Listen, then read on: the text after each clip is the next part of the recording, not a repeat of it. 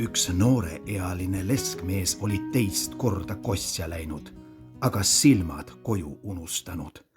Sellepärast tõi ta väga tigeda nooriku majasse. Kõige kibedamat koerapidu pidi esimese naise tütar maitsema, kes 2 aasta vanuses kui talleke emast järele jäänud. Aegamööda, kus võõras ema ise tütrekese ilmale toonud, läks võõras lapse lugu hoopis lakka.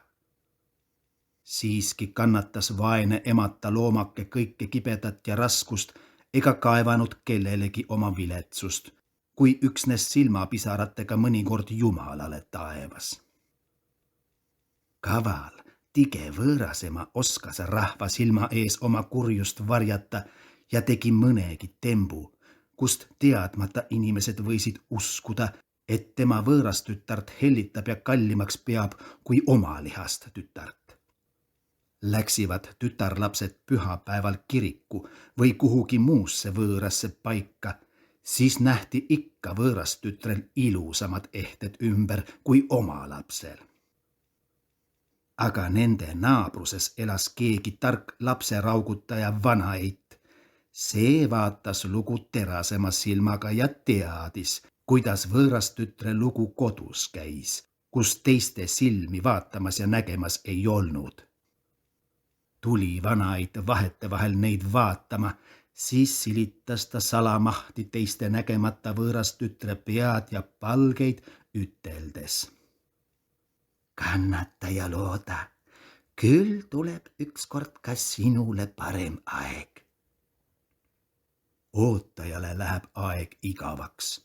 Ja kui aasta järgi mööda jõudis ja ometigi paremat majasse ei toonud, hakkas vaene lapse mõtlema, et külaeideke temale üsna tühja oli luisanud. Juba olid mõlemad tütred inimeseks kasvanud, seal tuli ühel hommikul kosilane nende talusse. Aga emale meelehaiguseks ei tahtnud mees mitte tema tütart, vaid võõras last kosida. Ema ütles, lapsed on meil mõlemad veel väga noored, kelle kael tanu ei jõuaks kanda. Mina ei raatsi neid nii vara mehele panna. Mees ei tahtnud nii kaua oodata, mispärast viimaks kaup sobitati, et ta 5 aasta pärast kosjaviinaga pidi tagasi tulema. Ema mõtles salamahti omas südames.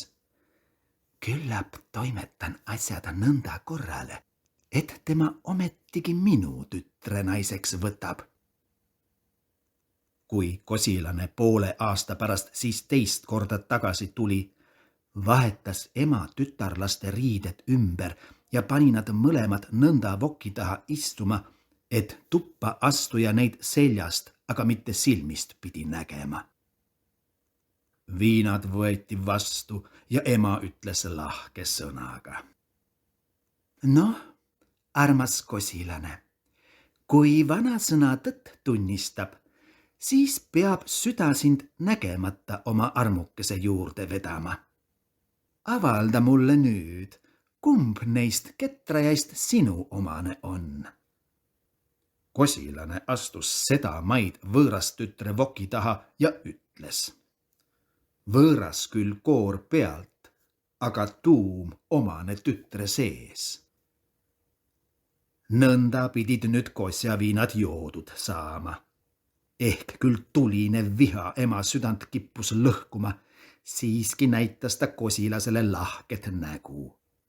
Aga pärast kosilase minekut langes rahesadu seda raskemalt vaesele tütrele kaela, keda ta arvas peiule salamahti märku olevat andnud. Pulmapäeva hommikul ehtis ema oma tütre uhkesti riidesse ja mässis silmad siidrätikute sisse, nii et vaevalt nina ots välja jäi, mispärast peig ega pulmalised tema pettust tähele ei võinud panna. Arvatud oma tütre asemel oli ta ühe õlest tite teinud, sellele tütre riided selga pannud ja leeaugu kõrvale istuma seadnud, et pulmalised uskuma saaksid. Oma laps keedab nii kaua pulmalistele kodus rooga, kui poolõde kirikus mehele laulatatakse. Võõras tütar vaene aga istus rehe all kummuli pööratud vanas tündris, kuhu palju risu peale oli pandud, et hiir kogemata lõksust välja ei pääseks. Saaja ei olnud õueväravast veel kaugele jõudnud, seal jõudis naabri eit tütarlapsele appi, päästis ta tõrre alt vangist ja käskis kiiresti Saaja kannul joosta, et kirikus õnnistaja sõnu kuulda saada. Aga sõites laulsid Peiu saanitallad kirikuteel ühte puhku. Oma ohkab tõrre alla, kallis kana kaane all, võõras veereb hobu alla, sandim sõidab saanilla. Peigmees küsima. Mis saanitallad nii imelikult vinguvad? Ämma eit kavalasti kohe kostma. Saanitalda tantsib pulma, looka aga laulab lusti. Tõrre alt pääsenud tütarlaps jooksis küll kiiresti Saaja kannul kirikuteed, aga hobuse jalad olid temast palju virgemad, sellepärast ei võinud ta pulmalisi enam kinni saada. Kui ta kiriku jõudis, olid sõrmused juba vahetatud. Mis nüüd teha? Kõik lootus oli otsas. Nuttes läks petetud ja ärapõlatud pruut kirikust, istus tee äärde maha, kust Saaja kodupoole minnes mööda pidi sõitma. Seal laulis ta, kui pulmasaaja mööda läks. Seisa, seisa, saajakene, puhka, puhka, peiukene, oled võõra kaasa võtnud, kaotanud oma kanase. Peigmees küsis jälle, mis see laul pidi tähendama ja ämma eit vastas. Üks lapuline laulab nalja.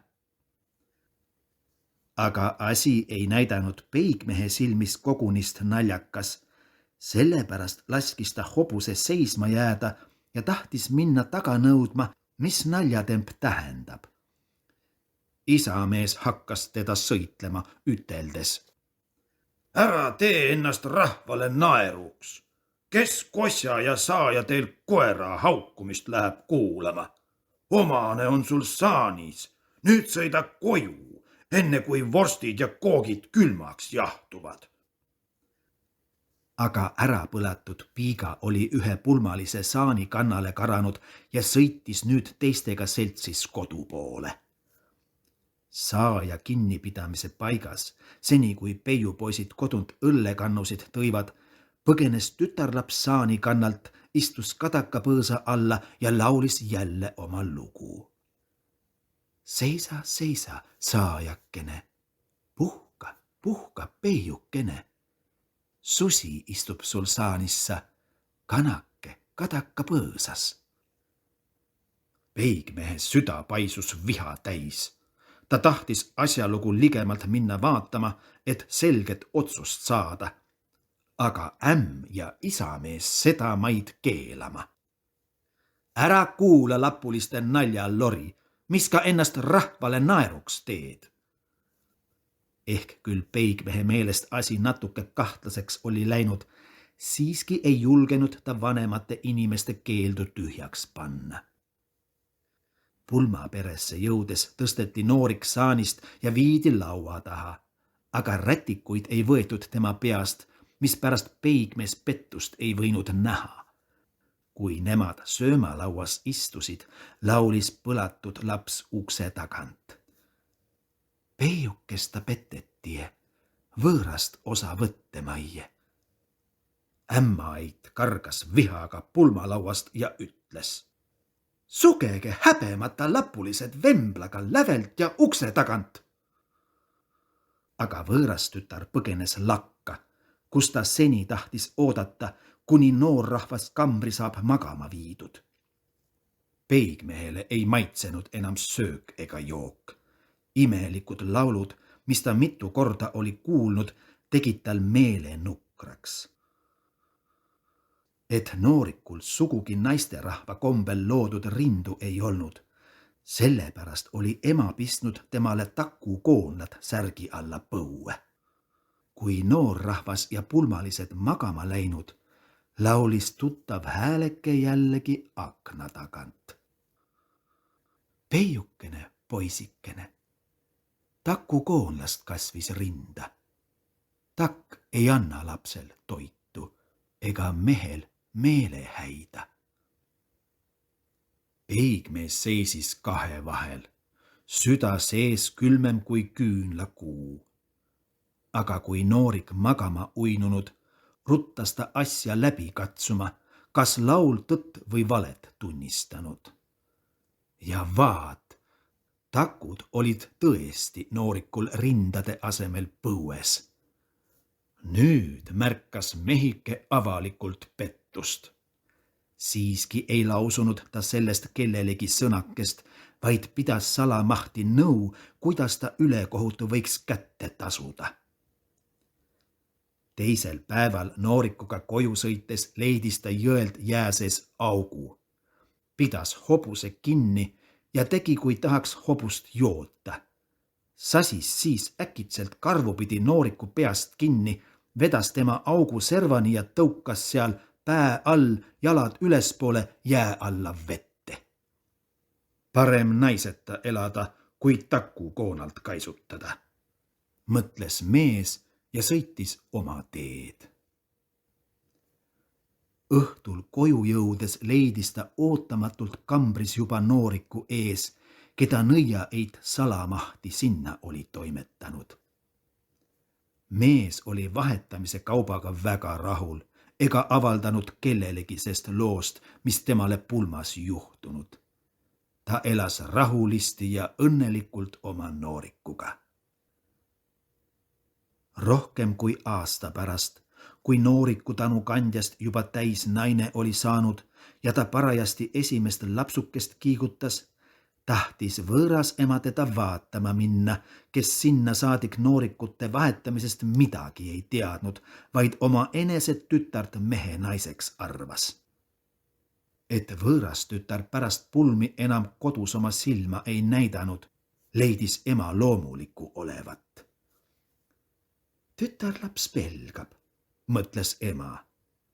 Veel pulmapilli ja teab juba ette, kuidas koju tulles tuletungal tema selga tantsima tuleks.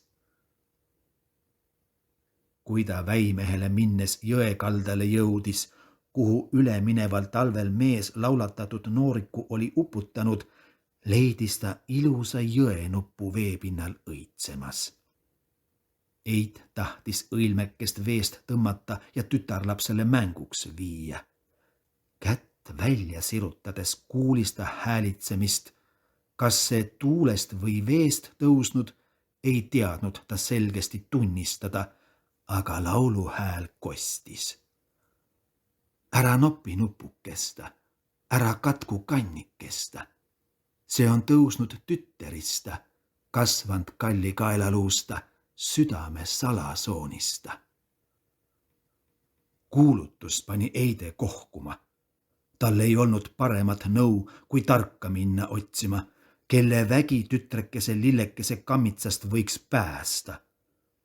Targa abiga moondati jõenupp jälle inimeseks, mis läbi ema kadunud tütre kätte sai ja temaga seltsis koju tagasi läks. Seal hakkas ta salanõu pidama, kuidas kõige mõnusam oleks väimest nuhelda, kes kallistatud lapse jõkke oli uputanud. Kui pikk nõupidamine midagi paremat kasu ei saatnud, läks ta teist korda targalt abi paluma. Tark lubas tütre kassiks moondada ja väimehe talusse läkitada. Seal pidi kassike öösel salamahti poolõe lapse kõri ära kriimustama, et laps enam unest ei järkaks. Aga lapse raugutaja vanamoor, kes niisama kaval nõid oli, jooksis väimehe talusse ette veel enne, kui kass sinna jõudis. Ta õpetas naisele ja ütles. Kui võõras kass õhtul tuppa tuleb, siis anna temale piima lakkuda ja meelitas silitades oma sülle. Kõrveta siis tulise tuhaga ta küüned ja käpad ära ja viska kass üle ukse välja.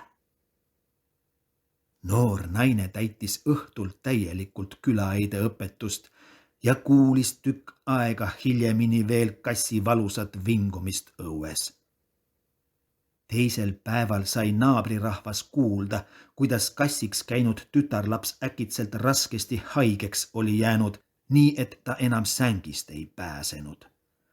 Käed ja jalad olla nartsude sisse mähitud, aga mis vea pärast, seda ei teadnud keegi, sest ema ja tütar ei kuulutanud õnnetut juhtumist teistele. Aga ema mõtles ööd ja päevad üksnes sellele, kuidas ta väimehele ja võõrastütrele kurja võiks ära tasuda. Ta mõtles, kui tark mind elajaks moondab, siis läheb asi paremini. Ma maksan tütre põletatud käed ja jalad kasudega neile kätte. Tark moondaski ta koeraks. Tappis salamahti väimehe koera, nülgis naha seljast ja tõmbas koeraks läinud eide selga, et väimehe peres rahvas teda omaks koeraks pidi tunnistama. Aga lapseraugutaja vanaeit oli neist jälle rutulisem, jooksis väimehe talusse ja rääkis. Teie õuekoer kipub hulluks minema. Ta jookseb ümber ja püüab inimesi ja elajaid hammustada. Püüdke ta sellepärast kinni, kui ta õhtul koju tuleb. Pange köie otsa kütke, lööge hambad suust ja lõigake mõlemad kõrvad peast. Siis ei ole temast kellelegi kahju karta. Mees täitis nõiaeide õpetust. Peksis kividega koera hambad puruks, lõikas kõrvad nudiks ja kihutas ta siis õuest minema. Hiljemini kuuldi jälle koera valusat ulgumist õue peal. Aga teisel hommikul leiti koeraks läinud ämmaid raskesti haige sängis maas, suu paistetanud ja verine, kõrvad rätikute sisse mässitud. Ei olnud nüüd emal ega tütrel pikemalt himu kolmat korda minna õnne katsuma, ehk nad küll salamahti nõu pidasid, kuidas ükskord väia kälimehele kõik võlad saaks kätte tasuda. Hiljem tõotasid nad targale väga suurt palka ja maksid 3. osa käerahaks ette, et tark nende abita nuhtluse täide viiks. Küll katsus tark nüüd mitut kavalust ja tempu, aga lapseraugutaja nõiaeit tegi kõik tema tarkused tühjaks, nõnda et vanamees viimaks õnne tänas, kui tervete liikmetega oli pääsenud. Laulatamata mehele saanud võõrastütar elas elu otsani oma mehega õnnelikult. Jumal oli neile 5 last andnud, kellest kõik juba asjaajajad olid, kui nende vanemad siit ilmast läksid. Võõras emast ja tema lihasest tütrest aga ei olnud enam pikemalt midagi kuulda.